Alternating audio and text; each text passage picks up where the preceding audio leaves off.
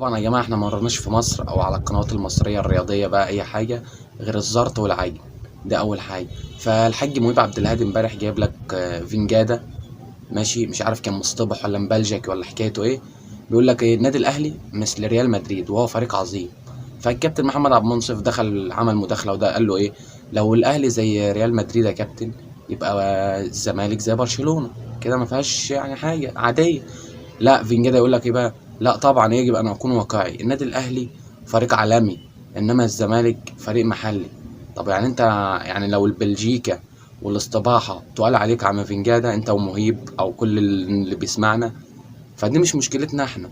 مشكلتنا بقى ايه، ان انت عمال تزرط وتعجن، ومهيب جايبك تزرط وتعجن ومشاهدات واي حوارات. احنا ذنب ميتين امنا ايه يعني ان احنا نسمع الزرط والعجن بتاعك؟